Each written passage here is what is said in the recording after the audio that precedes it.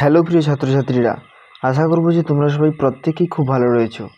তো আজকে আমরা এই ভিডিওতে আলোচনা করব প্রত্যেকটা ভিডিওর মতনই একজন খ্যাতনামা গ্রেট এডুকেটরের কথা।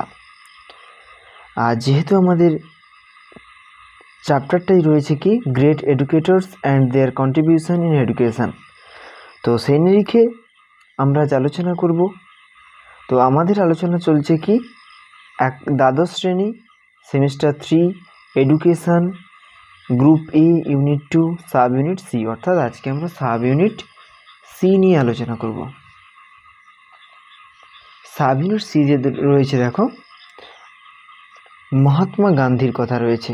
আজকে আমরা পুরো ভিডিওটা জুড়ে মহাত্মা গান্ধীর সম্পর্কে এবং তার শিক্ষার বিষয়, তার শিক্ষা চিন্তা, মেনলি আমরা শিক্ষা চিন্তার জায়গাটুকু আমরা আলোচনা করব, যেখান থেকে এমসিকিউগুলো আসবে। ঠিক আছে, সেখানে এমসিকিউর জন্য ইম্পর্টেন্ট হতেও পারে জন্ম তারিখ এবং পরলোক গমনের যে দিন, যে সময়টা, সেটা।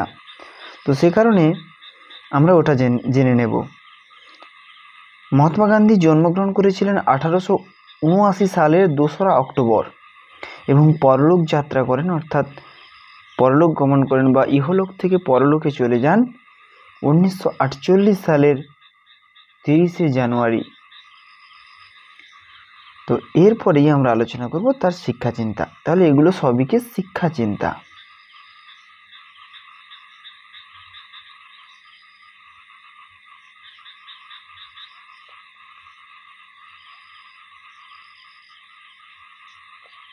এগুলো সব শিক্ষা চিন্তা।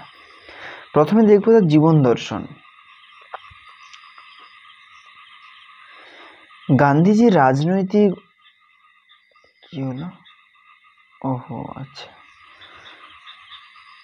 গান্ধীজি রাজনৈতিক, অর্থনৈতিক এবং শিক্ষামূলক চিন্তাধারা এবং অন্যান্য ক্ষেত্রে তার সামগ্রিক জীবনাদর্শের প্রভাব পরিলক্ষিত, অর্থাৎ তার যে কাজকর্ম, তার যে কথাবার্তা, তার যে ভূমিকা গ্রহণ প্রত্যেকটা ক্ষেত্রে, সে সমস্ত কিছুতে তার যে চিন্তা ভাবনা, তার যে নিজস্ব আদর্শ, সেটা পরিলক্ষিত হয়। তার কার্যাবলীর মধ্যে বেশ কতগুলো গুরুত্বপূর্ণ ওয়ার্ড ছিল। সেই ওয়ার্ডগুলো কি কি? সত্যাগ্রহ, আন্দোলন করতেন তিনি, বিদ্রোহ নয়, আন্দোলন করতেন তিনি। অহিংসা, তিনি সর্বদা অহিংসার প্রতি থাকতেন। ঈশ্বরের প্রতি তার বিশ্বাস ছিল প্রবল। এই জায়গাগুলো তার প্রত্যেকটা কাজের মধ্যে, প্রত্যেকটা ক্ষেত্রের মধ্যে, প্রত্যেকটা চিন্তা ভাবনার মধ্যে প্রতিফলিত হয়েছে, যেগুলোই তাকে পরবর্তীকালে মানুষদের মনের মধ্যে একটা জায়গা করে নিতে সাহায্য করেছে। তিনি এহেন কোনো আন্দোলন করেননি, এমন প্রত্যেকটা আন্দোলন আমরা ইতিহাসে যদি দেখি, আইন অমান্য আন্দোলন, অসহযোগ আন্দোলন, সমস্ত কিছুতে গান্ধীজির এক গুরুত্বপূর্ণ অবদান ছিল। তো এরপরে আমরা দেখব কি শিক্ষার লক্ষ্য সম্পর্কে গান্ধীজির মতামত। গান্ধীজির শিক্ষা দর্শনে শিক্ষার লক্ষ্য সম্পর্কে দুটো দিকের কথা বলেছেন, তাৎক্ষণিক লক্ষ্য এবং চরম লক্ষ্য। তাৎক্ষণিকের ক্ষেত্রে তার প্রথম যে বক্তব্য, তিনি বলছেন যে ছাত্রছাত্রীদের প্রত্যেকের মধ্যে যাতে কল্যাণকর মনোভাব গড়ে ওঠে, তাদের মধ্যে সমাজ কল্যাণের জন্য তারা অর্থাৎ শিক্ষার্থীরা যাতে নিজেদের ক্ষুদ্র স্বার্থকে গুরুত্ব না দেয়, তারা যাতে সমাজের জন্য নিজেদেরকে উজাড় করে দিতে পারে, তার শিক্ষা দিতে বলেছেন। অর্থাৎ তিনি ছাত্রছাত্রীদের নিজেদের ক্ষুদ্র স্বার্থকে বিসর্জন দিতে বলেছেন এবং প্রকৃত চরিত্রবান মানুষ হয়ে ওঠার কথা বলেছেন। তারপরে রয়েছে কি সমাজকেন্দ্রিক শিক্ষা। সমাজকেন্দ্রিক শিক্ষা বলতে এখানে বলেছেন তিনি সত্য, স্বাধীনতা, সাম্য, প্রেম ও অহিংসার উপর ভিত্তি করে আদর্শ সমাজ গড়ে তোলা যায়, তিনি এটা বলেছিলেন। অবশ্যই স্বাধীনতা যেখানে থাকবে, সাম্য যেখানে সবার সমান অধিকার থাকবে, প্রেম, অহিংসা, ভালোবাসা এবং অহিংসা যেখানে একে অপরকে হিংসা করবে না কেউ, সেটাই তো আদর্শ সমাজের এক প্রতিচ্ছবি। তো সেটা তিনি বলেছেন। আর বলেছেন কিনা সমাজ দর্শনে বিদ্যালয় হলো সামাজিক উদ্দেশ্য সাধনে নিয়োজিত একটি গোষ্ঠী। অর্থাৎ কি এখানে তিনি বলছেন যে বিদ্যালয় কেবল এখানে সাহায্য করবে, শিক্ষার্থী সমাজের জন্য নিজের ক্ষুদ্র স্বার্থকে বিসর্জন দেবে এবং সমাজের উন্নতিতে নিজেকে কাজে লাগাবে, তার ক্ষেত্রে সাহায্য বা সাহায্যকারীর ভূমিকা গ্রহণ করবেন বা উপযুক্ত পরিবেশ তৈরি করে দেবেন এই সামাজিক গোষ্ঠী, যাকে আমরা বলছি বিদ্যালয়।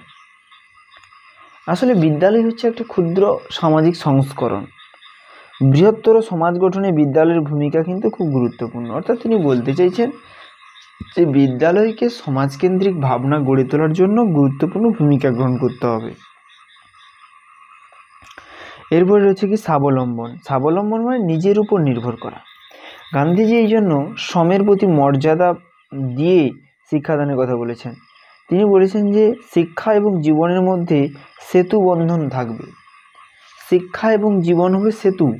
আমি শিক্ষা গ্রহণ করেছি, আমি জীবন ধারণ করতে পারবো। সেতুর মতো, সেতুর একদিকে রয়েছে শিক্ষা, অন্যদিকে জীবন। সেটি সঠিক শিক্ষা গ্রহণ করলে সঠিক জীবনযাপন করতে পারবে। অর্থাৎ তুমি যেরকম শিক্ষা গ্রহণ করবে সেই অনুযায়ী যদি কাজ পেয়ে যাও, তাহলে সেই জায়গায় তুমি তোমার জীবনটাকে সুন্দরভাবে পরিচালনা করতে পারবে। সেই কথাটাই তিনি বলেছেন। তো এই কথা বলতে গিয়ে তিনি বলেছেন শিক্ষা হবে জীবনকেন্দ্রিক এবং কর্মকেন্দ্রিক। শিক্ষা মানুষকে স্বাবলম্বী হতে সাহায্য করে। কৃষ্টিমূলক উন্নয়ন কি না, তোমার সমাজের যে রীতিনীতি আদর্শ রয়েছে সেগুলোকে আরও উন্নত করা, সেখানে শিক্ষার্থীর গুরুত্বপূর্ণ ভূমিকা থাকে। তো সেখানে যাতে প্রত্যেক শিক্ষার্থী গুরুত্বপূর্ণ ভূমিকা পালন করে এবং সেই কৃষ্টির বিকাশ ঘটায় এবং সেই কৃষ্টিটাকে সংরক্ষিত করবে কীভাবে, সেটাকে বজায় রাখতে হবে। কোনো একটা নিয়ম একটা সমাজে মেনে চললো, তার পরের সমাজে মেনে চললো না, তাহলে ওই নিয়মটা কিন্তু ধীরে ধীরে অবলুপ্ত হয়ে যাবে। কিন্তু একটা রীতি বা একটা নীতিকে যদি আমরা দীর্ঘদিন ধরে কোনো একটা সমাজে দীর্ঘদিন ধরে প্রচলিত রাখি, তাহলে সেটা কী হবে, সেটা সমাজে প্রচলিত থাকবে। যেমন আমরা কোনো একটা পুজো যখন আমরা শুরু করি, সেই পুজোটাকে আমরা দীর্ঘদিন চালানোর চেষ্টা করি। তাহলে চালিয়ে নিয়ে যাওয়া হলে কি হয়, যে আমার পরবর্তী প্রজন্ম যারা আসবে তারাও কিন্তু ওটাকে চালিয়ে নিয়ে যাওয়ার চেষ্টা করবে। তাহলে কী হবে, ওই যে সংস্কৃতি, ওই যে আচার আচরণ, ওটা কিন্তু সমাজের পর সমাজ ধরে চলতে থাকবে। তো এইরকমভাবে কৃষ্টিকেও কিন্তু আমাদেরকে প্রবাহমান রাখতে হবে, প্রবহমান করে তুলতে হবে আর কি। এবারে দেখো বলেছে ব্যক্তিকেন্দ্রিক এবং সমাজকেন্দ্রিক বিশ্বাস। ব্যক্তিত্বের পরিপূর্ণ বিকাশ সাধন তখনই ঘটবে যখন সত্য এবং অহিংসাকে ভিত্তি করে সমাজ ব্যবস্থাকে গড়ে তোলা সম্ভব হবে। অহিংসা এবং সত্যতাকে গুরুত্ব দিয়ে যখন সমাজ ব্যবস্থাকে গড়ে তোলা সম্ভব হবে, তখনই সামাজিক বিশ্বাস, সমাজকেন্দ্রিক বিশ্বাস এগুলো মানুষদের মধ্যে তৈরি হবে। তখন মানুষদের মধ্যে সেবা করার সেবা করার মনোভাব তাদের মধ্যে গড়ে উঠবে, তাদের মধ্যে শ্রদ্ধাবোধ গড়ে উঠবে, প্রীতি ভালোবাসার সম্পর্ক গড়ে উঠবে। এবার বলেছেন অর্থনৈতিক বুনিয়াদ গঠন। অবশ্যই কর্মকেন্দ্রিকতাকে যদি গুরুত্ব দিয়ে শিক্ষার ব্যবস্থা করা হয়, তো শিক্ষার্থীরা সেক্ষেত্রে অবশ্যই অর্থ উপার্জনের বুনিয়াদ গঠন করতে পারবে।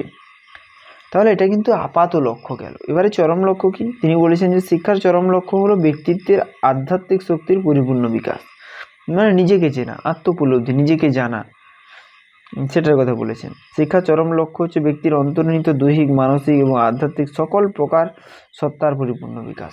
ব্যক্তির যে সকল সত্তাগুলো নিয়ে পৃথিবীতে জন্মগ্রহণ করেছে, সেগুলোর প্রত্যেকটার পরিপূর্ণ বিকাশ সাধন হচ্ছে শিক্ষার চরম লক্ষ্য।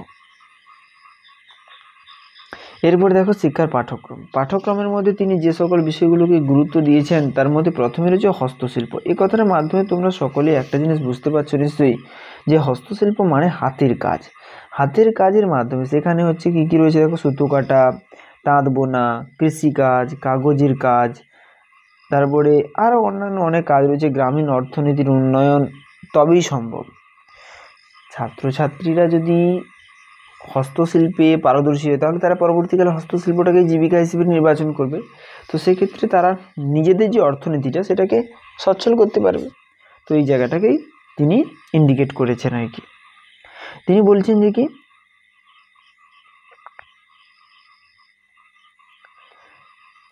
না, তিনি বলছেন যে শিক্ষার্থীদের সুস্থ সম্পর্ক স্থাপিত হবে গ্রামীণ জীবনের সঙ্গে। তাহলে গ্রামীণ জীবনের সঙ্গে শিক্ষার্থীদের সুস্থ সম্পর্ক স্থাপিত হবে এবং কি গ্রামীণ অর্থনীতিও উন্নতি হবে যখন কি হবে, হস্তশিল্পগুলো একটা প্রচলিত জায়গায় যাবে। হস্তশিল্পগুলো যখন সমাজের অনেক মানুষ গ্রহণ করবে, তখন সেই সমাজের অর্থনীতি কিন্তু ধীরে ধীরে ঊর্ধ্বমুখী হবে। তো সেটাই বলতে চেয়েছেন। এছাড়া কী হবে, শিক্ষার্থীদের মধ্যে সহযোগিতামূলক মনোভাব গড়ে উঠবে, তাদের মধ্যে দায়িত্ববোধ গড়ে উঠবে এগুলো। এর পাশাপাশি বলেছেন যে পাঠ্যক্রমের মধ্যে থাকবে গণিত। গণিত থাকবে কি ব্যবহারিক গণিত, যে গণিতগুলোকে আমরা ব্যবহার করতে পারি। যেমন ধরো আমরা টাকা পয়সা গুনতে জানি, তাহলে এটাও তো একটা গণিত যেটাকে আমরা ব্যবহার করছি। যেমন আমরা বাজার থেকে কিছু কিনে আনলাম, সেটা কত কেজি, কত গ্রাম ইত্যাদি জায়গাগুলো গণিত ব্যবহার করছি। আমরা যে টাইম দেখছি ঘড়িতে, সেটাও গণিত ব্যবহার করছি। আমরা যে বলছি যে সূর্যের দূরত্ব কত দূর, চাঁদের দূরত্ব কত দূর, বিদ্যালয় থেকে স্কুলে বাড়ির দূরত্ব কত দূর, তাহলে এই যে জায়গাগুলো, এগুলো কিন্তু ব্যবহারিক ক্ষেত্র, যেখানে আমরা গণিতকে প্রয়োগ করতে পারছি। বা কোনো একটা জিনিস তৈরি করব, তার আকৃতিটা ত্রিভুজের মতো দেবো, ত্রিভুজ সম্পর্কে একটা আইডিয়া, এগুলো যে ব্যবহারিক গণিত। তো এই ব্যবহারিক গণিত সম্পর্কে কিন্তু ধারণা দেওয়ার কথা বলা হয়েছে। এছাড়াও বিভিন্ন ধরনের হস্তশিল্প পরিচালনার জন্য যতটুকু জানা প্রয়োজন ততটুকু বিষয় পাঠ্যক্রমে থাকবে, অতিরিক্ত বিষয় থাকবে না। এবারে কি সমাজবিদ্যা। সমাজবিদ্যা মানে এর মধ্যে ইতিহাস, ভূগোল, অর্থনীতি, পৌরবিজ্ঞান, এগুলো তো পৌরবিজ্ঞান বা অর্থনীতি যেটা অবশ্যই থাকবে। তো এই বিষয়গুলো সম্পর্কে জানলে একজন শিক্ষার্থী ইতিহাস সম্পর্কে জানতে পারবে, ভূগোল সম্পর্কে জানতে পারবে। ভূগোলের ইতিহাস সম্পর্কে জানা মানে প্রত্যেকটা যুগ, প্রত্যেকটা সময়ের বিভিন্ন অতীতের ঘটনাগুলো তারা জানতে পারবে। তার মাধ্যমে তারা নিজেরা নিজেরা শিক্ষা নেবে। অতীত হচ্ছে আমাদের অ্যাকচুয়ালি শিক্ষা দেয়। আচ্ছা, ভূগোল জানতে পারবে তারা, পৃথিবী সম্পর্কে জানতে পারবে, সৌরজগৎ সম্পর্কে জানতে পারবে। পৌরবিজ্ঞান মানে অর্থনীতি, কিভাবে নিজের পরিবারের অর্থনীতি, সামাজিক অর্থনীতি, রাষ্ট্রের অর্থনীতিকে উন্নত করা যায় সে সম্পর্কেও নিজে ধারণা পাবে। এই কথাগুলো এখানে বলা হয়েছে। এরপর রয়েছে দেখো সাধারণ বিজ্ঞান। সাধারণ বিজ্ঞানে কি না, বিজ্ঞানের সকল শাখার প্রয়োজনীয়তা ও ব্যবহারিক দিক সম্পর্কে যথেষ্ট ধারণা দিতে হবে। সকল শাখা, সমাজে যা যা শাখা রয়েছে, শিক্ষার ক্ষেত্রে, বিজ্ঞানের ক্ষেত্রে যা যা শাখা রয়েছে, প্রত্যেকটা শাখা সম্পর্কে, প্রত্যেকটা শাখার যে ব্যবহারিক দিকগুলো রয়েছে সেগুলো সম্পর্কে শিক্ষার্থীদের যথেষ্ট ধারণা দিতে হবে। এরপরে শিক্ষাদান পদ্ধতি। গান্ধীজির মতে শিক্ষাদানের প্রথমেই আসে অনুবন্ধ। অনুবন্ধ মানে কি? অনুবন্ধ মানে সম্পর্ক স্থাপন করে। মনে করো আমি বাংলা পড়াচ্ছি, যেখানে আমরা বলছি, ধরো ভূগোল পড়াচ্ছি, যেখানে আমি বলছি যে পৃথিবীর কথা বলছি, বা আমরা যখন মাটি নিয়ে আলোচনা করছি, এই যে মাটি কথাটা, এর ইংরেজি প্রতিশব্দ কি? সয়েল। এই যে মাটি কথাটা, এটা অন্য কোনো জায়গায় রয়েছে কিনা, বা আমরা যখন একটা ভৌগোলিক অঞ্চলের কথা আলোচনা করব, সেই ভৌগোলিক অঞ্চল, সেইটা আলোচনা করতে গিয়ে আমরা সেখানে ইতিহাসের কথা টেনে আনতে পারি, সেখানে ইংরেজির কথা টেনে আনতে পারি। ইংরেজি তখনই আসবে, সেটাকে যদি ইংরেজি ভাষাতে বলা হয় তাহলে সেটা ইংরেজিতে চলে আসবে। যে ভৌগোলিক অঞ্চলের কথা আমরা আলোচনা করছি, সেই জায়গাটা যখন আলোচনাকালে আমরা যদি ইতিহাসকে টেনে নিয়ে আনি, যে ওই জায়গায় এই যুগ ছিল, এই যুগের সম্রাটরা, রাজারা রাজত্ব করেছিলেন, তাহলে সেগুলো কি ইতিহাসের সঙ্গে সম্পর্ক করে আমরা পড়ানোর চেষ্টা করছি, ইংরেজির সঙ্গে পড়ানোর চেষ্টা করছি। কখনো যদি মনে হয় যে বাংলা বা সাহিত্যের বিভিন্ন বিষয়গুলো ঢোকানো সম্ভব হচ্ছে, তাহলে কি বিভিন্ন বিষয়ের সঙ্গে সম্পর্ক যুক্ত করে যে পড়ানোর ব্যবস্থা, সেটাকে বলা হচ্ছে অনুবন্ধ পদ্ধতি। তো এটাকে গান্ধীজি ভীষণভাবে বিশ্বাস করতেন আর কি। আচ্ছা, এবার কি হস্তশিল্পের মাধ্যমে শিক্ষাদান, হাতের কাজের মাধ্যমে শিক্ষাদান। তিনি বলেছেন যে হস্তশিল্প কেন্দ্রিক শিক্ষা হচ্ছে আত্মপ্রচেষ্টামূলক শিক্ষা, নিজেকে প্রকাশ করার এক গুরুত্বপূর্ণ জায়গা। তুমি যে কতটা পটু, হস্তশিল্পী হোক, বিভিন্ন কাজে হোক, বিভিন্ন জায়গায় হোক, সেটা তোমার কাজে প্রমাণ পাওয়া যায়। শুধু কথাতে প্রমাণ পাওয়া যায় না, সব কিছু কাজের মধ্যে কিছু করে দেখাতে হয়। তো সেই জায়গাগুলো এখানে বলা হয়েছে। তো এখানে বলা হয়েছে দ্য ব্রেইন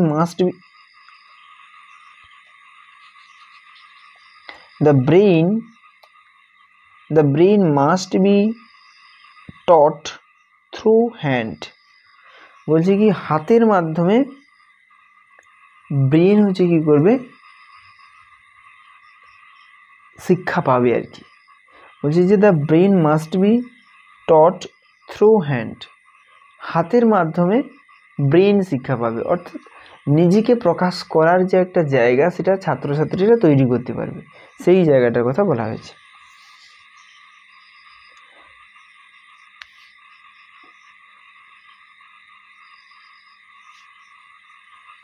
গান্ধীজি শিক্ষা পরিকল্পনার কেন্দ্রবিন্দু, গান্ধীজির মতে শিক্ষা পরিকল্পনার কেন্দ্রবিন্দু হলো কি হস্তশিল্প। তাহলে এটা এটা দেখতে হবে এইভাবে। এবারে কি কর্মের জন্য শিক্ষা, তো বলার অপেক্ষা রাখে না, তিনি সর্বদাই কর্মকেন্দ্রিক জ্ঞানের কথা বলেছেন, কর্মকেন্দ্রিক জ্ঞান অর্জনের উপর গুরুত্ব দিয়েছেন। এর মাধ্যমে শিক্ষার্থীদের সৃজন ক্ষমতা, উৎপাদন ক্ষমতার বিকাশ ঘটে। আলোচনা বক্তৃতা পদ্ধতি, যেটা অবশ্যই গুরুত্ব রয়েছে। গান্ধীজি শিশুদের সঙ্গে আলোচনা বক্তৃতা পদ্ধতির উপর গুরুত্ব দিয়েছেন। এটি একটি সহজ শিক্ষণীয় পদ্ধতি।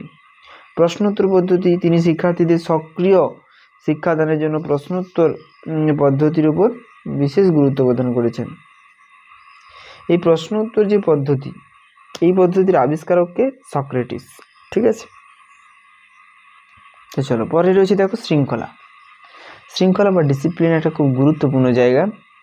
গান্ধীজি শিশুদের আত্মসংযমের উপর গুরুত্ব দিয়েছেন, যেখানে তিনি প্রথমে বলেছেন যে আধ্যাত্মিকতার উপর গুরুত্ব দিয়েছেন। তো সেই জায়গায় আত্মসংযম একটা গুরুত্বপূর্ণ জায়গা। শিশুরা নিজেদের আবেগ দ্বারা চালিত হোক এ কথা তিনি বিশ্বাস করেননি। শিশুরা নিজেদের আবেগ নিয়ে পড়ে থাকবে এটার উপর তিনি বিশ্বাস করতেন না। তার মতে আবেগ, কল্পনা ইত্যাদিকে যদি যথাযথভাবে সংযত না করা যায়, আবেগ থাকা ভালো, তাকে সংযত, নিয়ন্ত্রণ রাখতে হবে। ঠিক আছে, মানে কোনো জায়গায় মারামারি হচ্ছে, সেখানে আমিও মারামারির মধ্যে লেগে গেলাম, আমি জানি হয়তো অন্য কারোর দোষ, কিন্তু আমি সেখানে না থামিয়ে তার মধ্যে লেগে গেলাম, তাহলে আমি আমার আবেগটাকে নিয়ন্ত্রণ করতে পারলাম না। তো এখানে গান্ধীজি বলছেন যে এই আবেগগুলোকে সংযত করতে হবে। ঠিক আছে, অবশ্য তিনি ওপর থেকে চাপিয়ে দেওয়া শৃঙ্খলার সমর্থক ছিলেন না। তাহলে তিনি স্বতঃস্ফূর্ত শৃঙ্খলার উপর গুরুত্ব দিয়েছেন এবং তিনি সুস্থ এবং সুন্দর পরিবেশ সৃষ্টির উপর গুরুত্ব দিয়েছেন। তিনি দৈহিক শাস্তির বিরোধী ছিলেন। তিনি বলেছেন, I have always been opposed to corporal punishment. Corporal পানিশমেন্টের উপর তিনি বিশ্বাসী ছিলেন না আর কি। তিনি চাইতেন যে কি শিক্ষার্থীদের স্বাধীনতা দেওয়া হোক, শিক্ষার্থীদের মধ্যে যাতে স্বতঃস্ফূর্ত স্বাধীনতা বোধ তৈরি হয় তার ব্যবস্থা করা হোক, এই জায়গাগুলো।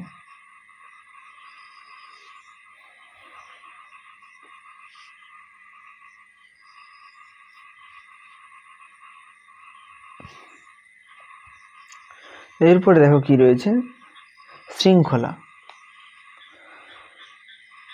শৃঙ্খলার ক্ষেত্রে গান্ধীজি স্বতঃস্ফূর্ত আচ্ছা শৃঙ্খলা তো হয়ে গেল, আমরা সেখানে শৃঙ্খলা দেখেছি। যাই হোক, এরপরে কি ধর্মীয় শিক্ষা। গান্ধীজির মতে সত্য ন্যায়ের উপর কোনো ধর্ম হতে পারে না। সত্য এবং ন্যায়ের কথা তিনি বারবার বলেছেন। তিনি ধর্মশিক্ষার মূল ভিত্তির ক্ষেত্রে বলেছেন, ধর্মে সর্বজনীন সূত্রের মাধ্যমে নির্দেশ দান, সত্য, অহিংসার মৌলিক গুণাবলীর মাধ্যমে প্রশিক্ষণ দান করার মাধ্যমে শিক্ষার্থীদের জীবনে বিশুদ্ধতা এবং হৃদয়ে স্বচ্ছতা আনা সম্ভব। অর্থাৎ শিক্ষার্থীদের মধ্যেও সঠিক নির্দেশনা দানের মাধ্যমে সত্য, অহিংসার মৌলিক গুণাবলীগুলো তাদের মধ্যে যদি ঢোকানো সম্ভব হয়, তাহলে তাদেরকে সামাজিক করে তোলা যাবে, তাহলে তাদের হৃদয়কে শুদ্ধ করে তোলা যাবে এবং তাদের হৃদয়ের মধ্যে স্বচ্ছতা, তাদের মধ্যে স্বচ্ছতা আনা সম্ভব হবে। এগুলোকে তিনি বলেছেন শিক্ষা ব্যবস্থার মূল নীতি। এরপরে দেখো নারী শিক্ষা। নারী শিক্ষার ক্ষেত্রে তিনি মনে করতেন নারী এবং পুরুষ একে অপরের পরিপূরক। তিনি সব ধরনের শিক্ষাদানের কথা বলেছেন নারীদের জন্য। তিনি বলেছেন যে নারীরা সব ধরনের শিক্ষা গ্রহণ করতে পারবে। গার্হস্থ্য জীবন, শিশু শিক্ষণ, শিশু পালন সম্পর্কে নারীদের অধিক জ্ঞান থাকা উচিত। তিনি পরীক্ষামূলকভাবে সহশিক্ষার কথা বলেছেন। সহশিক্ষা কি? কো এডুকেশন, মানে কি এখানে হচ্ছে ছেলেরা এবং মেয়েরা একসঙ্গে পড়াশোনার সুযোগ পাবে। বয়স্ক শিক্ষা। গান্ধীজি বুঝেছিলেন যে ভারতবর্ষে আপামর জনসাধারণের উন্নতি ছাড়া দেশের উন্নতি সম্ভব নয়, জাতির উন্নতি সম্ভব নয়, ঠিক আছে, সমাজের উন্নতি সম্ভব নয়, রাষ্ট্রের উন্নতি সম্ভব নয়, এটা তিনি বুঝতে পেরেছিলেন। এখানে বয়স্ক বলতে মূলত 15 থেকে 35 বছর পর্যন্ত যারা, তাদেরকে বয়স্ক বলা হয়। ঠিক আছে, বয়স্কদের মাধ্যমে তিনি মানুষদের শিক্ষাদানের কথা বলেছেন, যে বয়স্করা যদি শিক্ষিত হয় তারাও তাদের বাড়ির পাশে যারা রয়েছে তাদেরকে শিক্ষাদান করবে বা শিক্ষা গ্রহণে উৎসাহিত করবে। এ প্রসঙ্গে বলেছেন, বাবা মায়ের শিক্ষা এমন হবে যার দ্বারা তাদের সন্তানদের মানুষ করতে পারে। বাবা মাকে এমনভাবে শিক্ষিত করে তোলা হবে যাতে তাদের যে সন্তানরা রয়েছে তাদের যেন তারা অন্তত শিক্ষিত করে তুলতে পারেন। তিনি স্ত্রী আর শিক্ষা পদ্ধতিতে পক্ষপাতিত্ব ছিলেন না। তিনি বয়স্ক শিক্ষার জন্য লিটারেসি অফ হোল পার্সোনালিটি এর উপর গুরুত্ব দিয়েছেন। ঠিক আছে,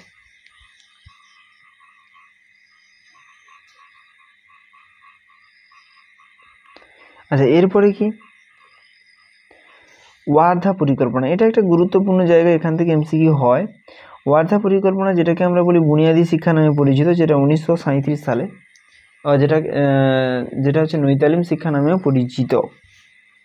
সমগ্র জাতির জন্য তিনি 7 বছরব্যাপী বাধ্যতামূলক অবৈতনিক শিক্ষার ব্যবস্থা করার কথা বলেছেন। মাতৃভাষার মাধ্যমে শিক্ষাদানের কথা বলেছেন। হ্যাঁ, আর একটা জায়গা যেটা আমি ছেড়ে চলে এসেছি, সেটা কোথায় জানো তো, এই যে মাতৃভাষার মাধ্যমে শিক্ষাদানের কথা কিন্তু গান্ধীজি বলেছিলেন। মাতৃভাষার মাধ্যমে শিক্ষা দেওয়ার কথা তিনি বলেছিলেন।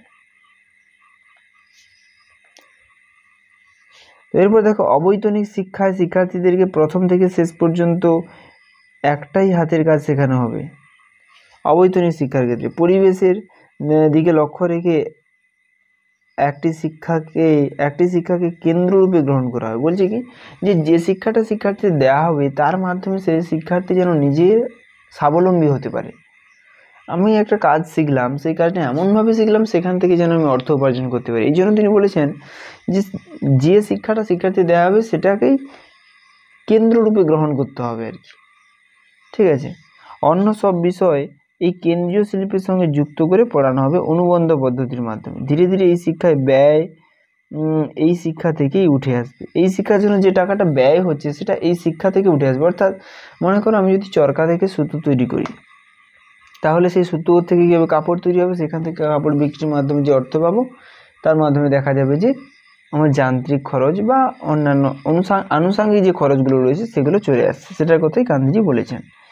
এরপর রয়েছে কি, উপযুক্ত পুরুষ এবং মহিলাদের শিক্ষকতা করার যে সুযোগ সেটা কিন্তু দিতে হবে, তার জন্য উৎসাহিতও করতে হবে। সমস্ত দিক ঠিক থাকলে নতুন বুনিয়াদী বিদ্যালয় গঠন করা যেতে পারে। বহি পরীক্ষার ব্যবস্থাকে বাদ দিয়ে আভ্যন্তরীণ পরীক্ষার ভিত্তিকে শক্ত করতে হবে। শিক্ষকদের বেতন 20 টাকা কম রাখা যাবে না। তখন বেতনের পরিমাণ দেখেছো তো ভাই, 20 টাকা। বর্তমানে 20 টাকার মূল্য কোথায় সবাই জানি। যাই হোক, এরপর দেখো 9, শিক্ষার্থীদের ভবিষ্যৎ জীবনে আত্মনির্ভরশীল হয়ে ওঠার জন্য বৃত্তিমূলক কারিগরি শিক্ষা। এটা একটা খুব গুরুত্বপূর্ণ জায়গা, বৃত্তি ও কারিগরি শিক্ষা। অর্থাৎ কি, যেখান থেকে বৃত্তি উপার্জন করা যায়, অর্থ উপার্জন করা যায়। কারিগরি শিক্ষা মানে হাতের কাজের কথা বলা হচ্ছে। ঠিক আছে, যদিও এক্ষেত্রে বৃত্তিমূলক শিক্ষার উপর বিশেষ গুরুত্ব দেওয়া হয়েছে, তথাপি শিক্ষকদের পারিশ্রমিকও বেশ কিছুটা উঠে আসবে এই ব্যবস্থার মধ্য থেকে। মানে শিক্ষকদের যে পারিশ্রমিকটা দেওয়া হবে, তাদের যে শিক্ষকতা করার জন্য যে বেতনটা দেওয়া হবে, সেটাও কিন্তু এখান থেকে অনেকটাই উঠে আসবে। শিক্ষার কাঠামো 4টি স্তর ছিল। প্রাক বুনিয়াদী স্তর, যেটা 7 বছর আগে পর্যন্ত হবে, 7 বছর বয়সের আগে পর্যন্ত প্রাক বুনিয়াদী স্তর। জুনিয়র বেসিক স্তর 7 থেকে 10 বছর। সিনিয়র বেসিক স্তর, যেটা 11 থেকে 14 বছর বয়স পর্যন্ত। তাহলে 7 বছর আগে পর্যন্ত প্রাক বুনিয়াদী স্তর, তাহলে 7 থেকে 10 বছর বয়স পর্যন্ত জুনিয়র বেসিক স্তর। সিনিয়র বেসিক স্তর হচ্ছে 11 থেকে 14 বছর বয়স পর্যন্ত। ঠিক আছে, পরবর্তী বেসিক স্তর হচ্ছে 14 বছরের পরে। তাহলে এইভাবে এই ওয়ার্ধা পরিকল্পনার 4টি স্তর ছিল। বুনিয়াদী শিক্ষার উপযোগিতা কি? বুনিয়াদী শিক্ষার উপযোগিতা জাতির পুনর্গঠন। অবশ্যই জাতির পুনর্গঠন হবে। বুনিয়াদী শিক্ষার মাধ্যমে কি হয়, সবাই কর্মক্ষম হয়ে উঠবে, তখন জাতির উন্নতি তো অবশ্যই সম্ভব। সার্বজনীন বাধ্যতামূলক অবৈতনিক হবে শিক্ষা ব্যবস্থাকে প্রাথমিক ক্ষেত্রে।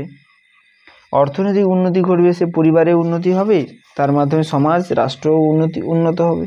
গণতান্ত্রিক এবং সামাজিক যে মর্যাদা সেটাও রক্ষিত হবে, গণতান্ত্রিক বিষয়টাও ঠিক থাকবে।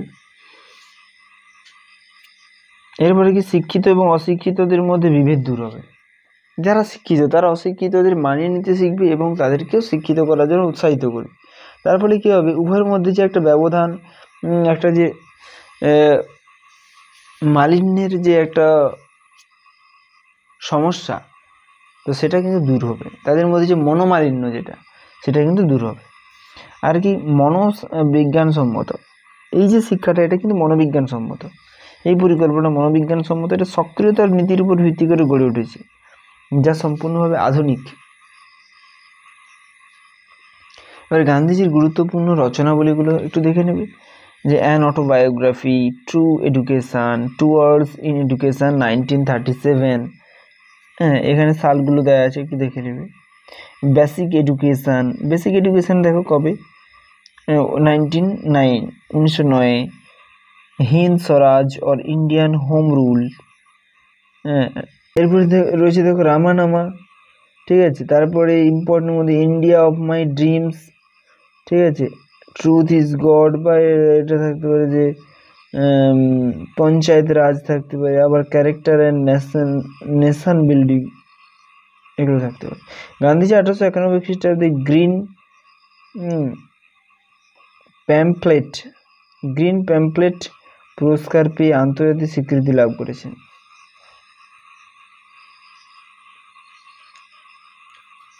এবার দেখো গুরুত্বপূর্ণ কয়েকটা প্রশ্ন দিয়েছি, দু একটা প্রশ্ন, এটা চাইলে তোমরা উত্তর দিতে পারো। তো পরবর্তীকালে অবশ্যই প্রশ্ন উত্তর আলোচনা হবে, তো তখন উত্তর দিয়ে। যাই হোক, আজকের ভিডিওর উপর গুরুত্ব দিয়ে এই গুরুত্বপূর্ণ প্রশ্নগুলো। মাই এক্সপেরিমেন্ট উইথ দ্য ট্রুথ গ্রন্থের লেখক, এটা অবশ্যই আজকে যেহেতু গান্ধীজি ছিল, এটা গান্ধীজি।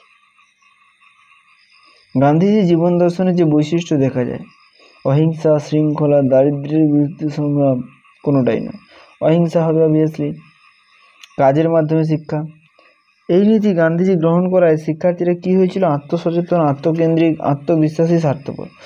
অবশ্যই তারা কাজের মাধ্যমে হলে কি হবে? তারা আত্মবিশ্বাসী হয়ে উঠবে, তাই না? আবার দেখো, নৈতালিম শিক্ষার আর এক নাম কি? বুনিয়াদী শিক্ষা, যেটা আমি প্রথমেই তোমাদের বলেছি।